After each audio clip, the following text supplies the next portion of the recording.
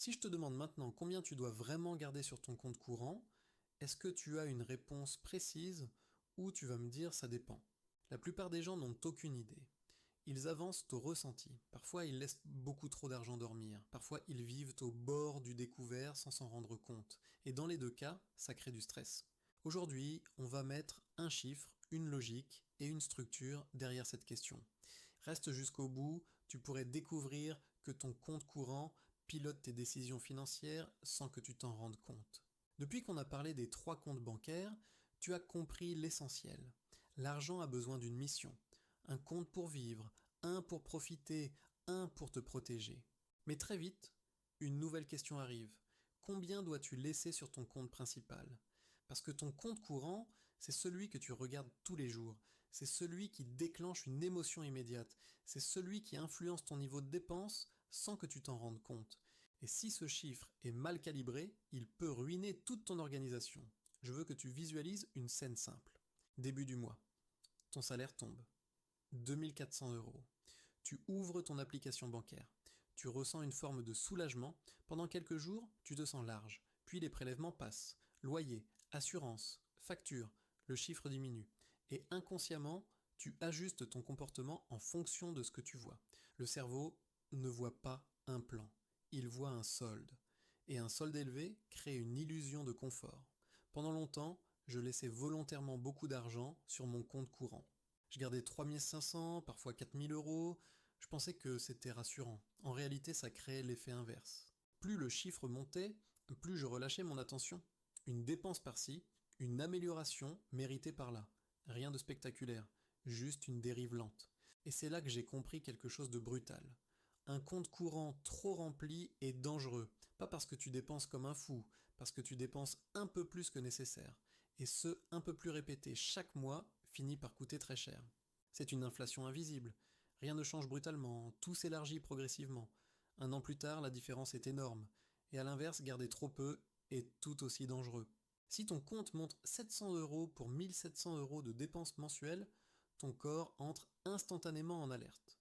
Même avec 5000 euros sur ton livret A, ton cerveau réagit aux chiffres qu'il voit. Et ce chiffre, c'est ton compte courant. La question n'est donc pas émotionnelle, elle est structurelle. On va raisonner simplement.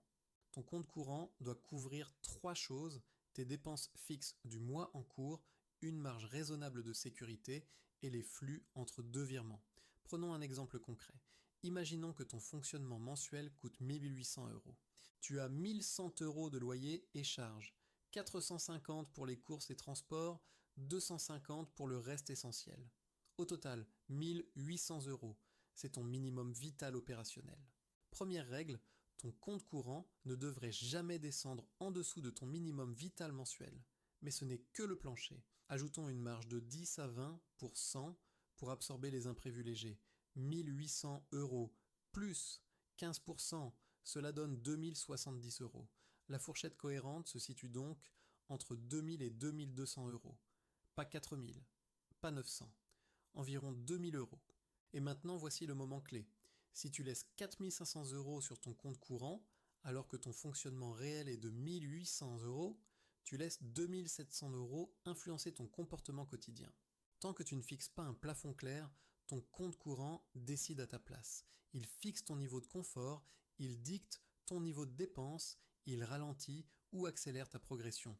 Et tout ça se fait sans bruit, sans débat, sans même que tu t'en rendes compte. Je vais te raconter une histoire simple. Un ami gagnait environ 2300 euros par mois. Il gardait toujours entre 3000 et 3500 euros sur son compte courant. Il se sentait en sécurité. En réalité, il stagnait. Son épargne n'augmentait presque pas, parce que son cerveau considérait inconsciemment cette marge comme utilisable. Un jour, il a décidé de plafonner son compte courant à 2000 euros.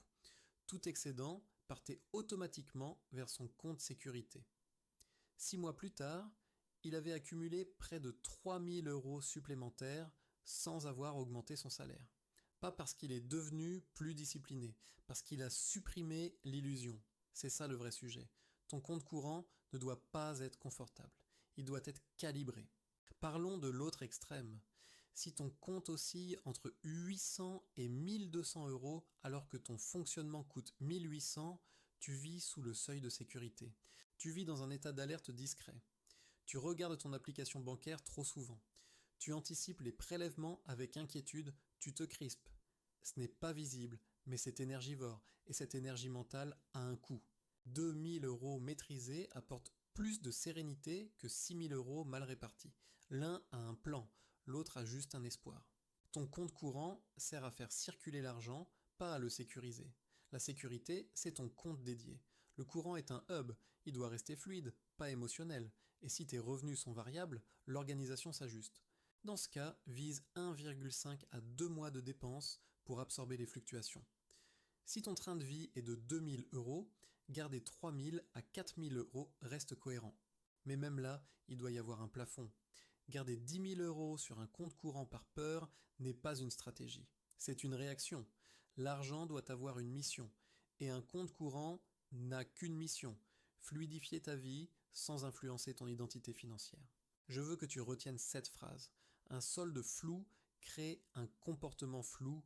Un solde calibré crée un comportement stable.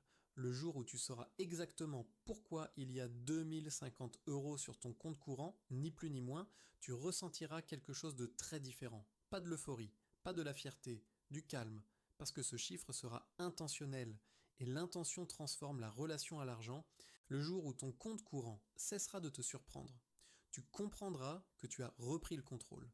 Ton argent n'a pas besoin d'être plus important, il a besoin d'être plus précis. Et la précision crée la sérénité.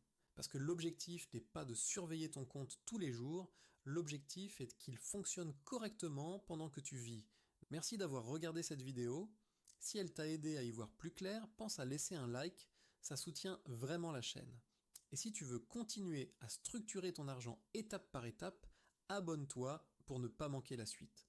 À très bientôt dans l'atelier de l'argent.